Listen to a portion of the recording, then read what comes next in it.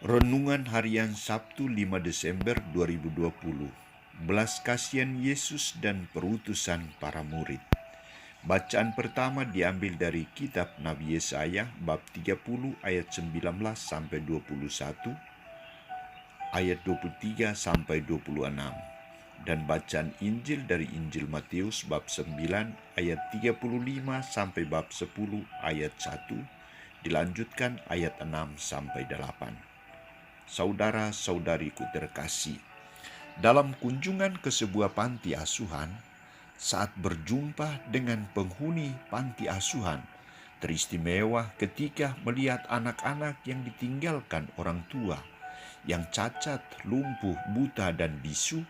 Perasaan yang muncul adalah iba, kasihan, belas kasihan, sampai ada yang meneteskan air mata. Sikap ini mengungkapkan tanda solidaritas, seperasaan, dan sepenanggungan. Mereka menjadi bagian dari hidup kita.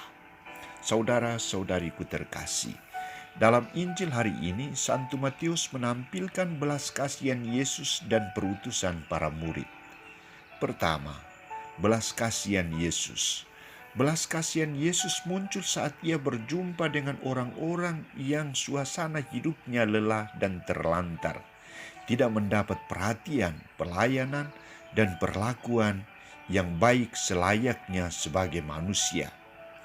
Tergeraklah oleh belas kasihan karena mereka bagaikan domba yang tidak bergembala. Sikap Yesus ini menunjukkan keprihatinannya dengan manusia yang tidak peduli dengan sesamanya, dan teristimewa lemahnya tanggung jawab dari para pemimpin untuk menjadi gembala yang baik bagi umatnya. Untuk mengatasi persoalan ini, Yesus meminta kepada murid-muridnya agar berdoa, memohon kepada Allah agar ia memberi pekerja yang tulus dan bertanggung jawab. Kedua, perutusan para murid. Para rasul diutus oleh Yesus untuk melanjutkan tugas perutusannya yang diterima dari Allah. Kekuatan yang diberikan Yesus kepada para muridnya adalah memberikan kuasa kepada mereka, memberikan anugerah roh kekuatan. Tujuannya adalah untuk melaksanakan gerakan belas kasihan Allah dan menjadi gembala yang baik. Maka isi pesan perutusan Yesus bagi murid-muridnya adalah berupa perintah, yakni pergilah untuk mencari domba yang hilang, domba yang tidak diperhatikan, domba yang lelah dan tak berdaya, dan diberi hidup tempat yang layak dan nyaman.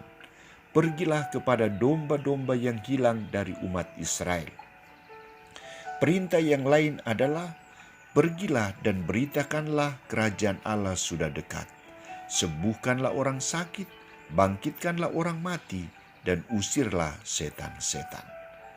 Yang harus diwartakan para murid adalah kerajaan Allah, bukan kerajaan duniawi, bukan kerajaan diri atau kerajaan keluarga.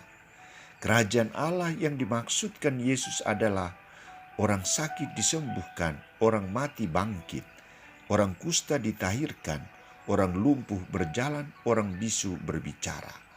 Inilah gambaran kerajaan Allah yang nyata, yang dituntut dan diharapkan oleh Yesus bagi murid-muridnya. Saudara-saudariku terkasih, bagaimana dengan kita? Dalam suasana menantikan kedatangan Yesus Kristus, suasana Advent, kita dihadapkan dengan berbagai persoalan. Ancaman virus corona belum berakhir. Berita meletusnya gunung api Ili Ape yang menyebabkan banyak pengungsi harus mengalami suasana serba kesulitan di tempat pengungsian.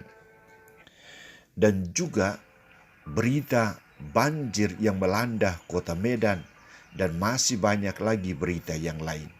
Dalam suasana ini kita dituntut untuk memiliki sikap belas kasihan seperti Yesus, tergerak hati untuk memberi bantuan. Janganlah menutup mata melihat orang yang menderita.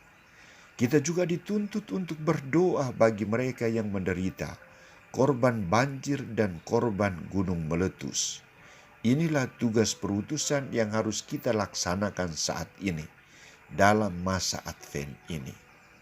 Tuhan tidak melihat dan menilai besarnya pemberianmu, tetapi Ia sangat prihatin bila kita tidak memiliki hati yang berbelas kasih. Amin.